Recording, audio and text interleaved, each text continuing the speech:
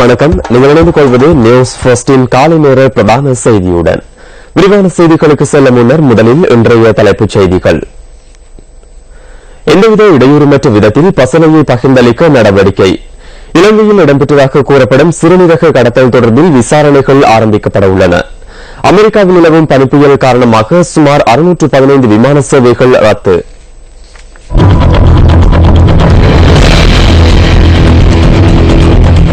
இனி விரிவான செய்திகள். முதலில் உள்நாட்டுச் செய்தி. எந்தவித இடையூறுமற்ற விதத்தில் இன்று காலை முதல் விநியோகஸ்தர்களுக்கு பசலை பகிர்ந்தளிக்க நடவடிக்கை எடுக்கப்பட்டுள்ளதாக இலங்கை உர கூட்டுத்தாபனம் தெரிவிக்கின்றது. நாடு பூராகவும் உள்ள களஞ்சிய சாலைகளில் இருந்து இரு அரச பசலை சங்கத்தினூடாகவும் பதிவு செய்யப்பட்ட விற்பனை முகவர்களுக்கு இன்று பசலை வழங்கப்பட உள்ளதாக இலங்கை உர கூட்டுத்தாபனத்தின் தலைவர் ஹொஷான் வடுகே தெரிவித்தார். பசலை விநியோகம் மற்றும் போக்குவரத்து வசதிகள் அனைத்தும் தயார் செய்யப்பட்டுள்ளதாக அவர் குறிப்பிட்டார். உரிய முறையில் விவசாயிகளுக்கு பசலை கிடைக்கின்றதா என்பது தொடர்பில் ஆய்வு செய்வதாகவும் விவசாயிகளை பதிவு செய்யும் நடவடிக்கை முன்னெடுக்கப்பட்டமையினாலும் கடந்த சில நாட்களாக விவசாயிகளுக்கு பசலை கிடைப்பதில் தாமதம் ஏற்பட்டதாக ரோஷான் வடுகே குறிப்பிட்டார். பசலையின் விலையில் மாற்றங்கள் ஏற்படக்கூடும் என்ற எதிர்பார்ப்பில் பலர் பசலைகளை களஞ்சியப்படுத்த முற்பட்டதாகவும், எனினும் வர்த்தகர்கள் அவ்வாறான செயற்பாடுகளை முன்னெடுக்க இடமளிக்கவில்லை எனவும் அவர் குறிப்பிட்டார்.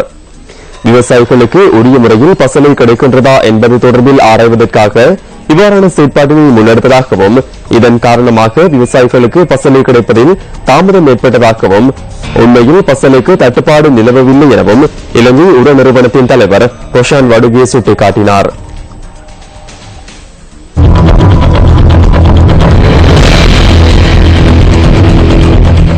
இலங்கையில் இடம்பெற்றதாக கூறப்படும் சிறுநீரக கடத்தல் தொடர்பில் இன்று முதல் விசாரணைகளை ஆரம்பிக்க உள்ளதாக சுகாதார அமைச்சினால் நியமிக்கப்பட்டுள்ள ஐவரடங்கிய விசேட குழு தெரிவித்துள்ளது. விசாரணைக்கு தேவையான தகவல்கள் இன்று முதல் பெற்றுக் கொள்ளப்பட உள்ளதாக விசேட குழுவின் தலைவர் சுகாதார அமைச்சின் பிரதி பணிப்பாளர் நாயகம் டாக்டர் ஜெயசுந்தர பண்டார குறிப்பிட்டார்.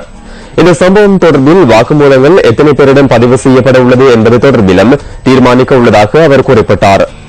சுகாதார அமைச்சின் இந்த விசேட ஐவரடங்கிய குழுவின் விசாரணை அறிக்கை எதிர்வரும் 3 நாட்களுக்குள் அமைச்சுக்கு சமர்ப்பிக்கப்பட உள்ளதாகவும் டாக்டர் ஜெயசுந்தர பண்டார குறிப்பிட்டார். சிறுநீரக அறுவை சிகிச்சைகள் மேற்கொள்ளப்படும் வைத்தியசாலைகளுக்கு சென்று இந்த சம்பவம் குறித்து நேரடியாக ஆராயப்பட்டு தகவல் திரட்டப்பட உள்ளதாகவும் விசாரணை குழுவின் தலைவர் குறிப்பிட்டார். சிறுநீரக மாற்று அறுவை சிகிச்சைகளில் சட்டத்துக்கு முரணான வகையில் செயற்பட்டு கொடுக்கல் வாங்கல் இருப்பின் அது தொடர்பில் அடுத்த கட்ட நடவடிக்கை எடுக்கப்பட உள்ளதாகவும் விசேட குழுவின் தலைவர் சுகாதார அமைச்சின் பிரதி பணிப்பாளர் நாயகம் டாக்டர் ஜெயசுந்தர பண்டார சுட்டிக்காட்டினார்.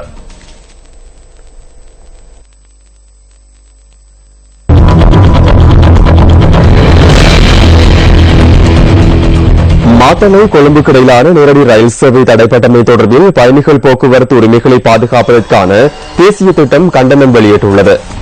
தற்போது ரயில் மூலம் மாத்தளையிலிருந்து கொழும்புக்கு வருகை தரும் பயணிகள் கண்டிக்கு சென்று அங்கிருந்து கொழும்புக்கு வர வேண்டிய நிலை ஏற்பட்டுள்ளதாக பயணிகள் போக்குவரத்து உரிமைகளை பாதுகாப்பதற்கான தேசிய திட்டத்தின் தலைவர் ரஞ்சித் விதானகே தெரிவித்தார். கடந்த சில நாட்களாக மாத்தளையிலிருந்து கொழும்புக்கான நேரடி ரயில் சேவை நிறுத்தப்பட்டுள்ளதாகவும், இதன் காரணமாக பயணிகள் பாதிக்கப்பட்டுள்ளதாகவும் அவர் குறிப்பிட்டார்.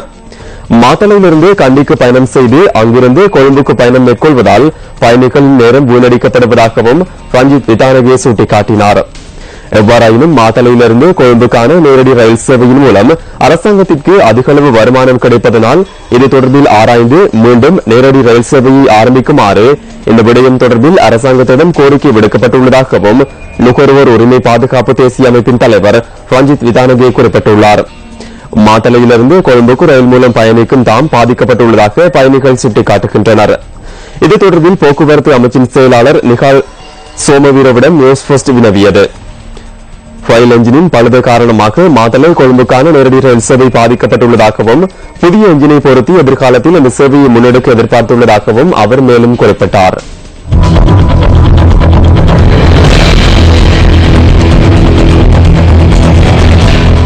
தேசிய சமாதான சேவை தொழிற்சங்கத்தின் அங்குரார்ப்பண நிகழ்வு நேற்று நடைபெற்றது. ஸ்ரீலங்கா முஸ்லிம் காங்கிரசின் தலைவர் அஃபாக்கின் தலைமையில் இந்த நிகழ்வு இடம்பெற்றது.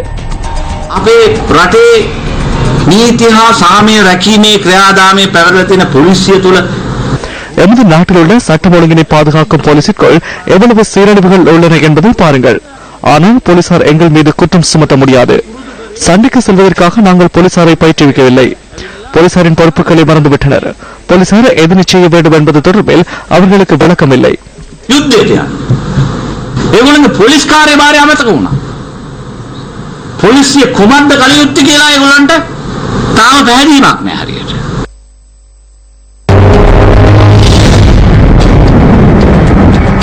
இன்றைய வானிலை தொடர்பான தகவல்களை வழங்குகின்றார் வளிமண்டலவியல் திணைக்களத்தின் வானிலை அதிகாரி முகமது சாலிஹின்.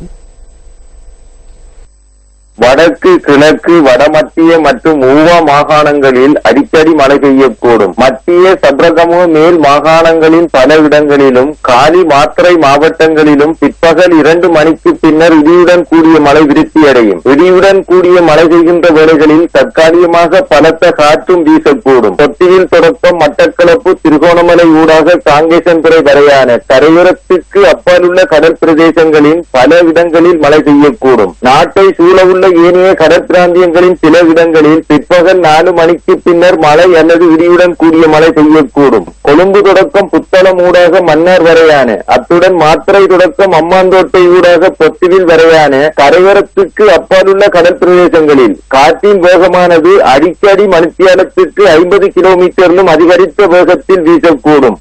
இத்துடன் நியூஸ் போஸ்டின் காலை நேர பிரதான செய்தி நிறைவு பெறுகின்றது. மீண்டும் சந்திக்கலாம் நியூஸ் போஸ்டின் 10:25 மணித்தியால செய்தியில். வணக்கம். Hotline 0114-896-896 www.newsfirst.lk. Feedback at newsfirst.lk.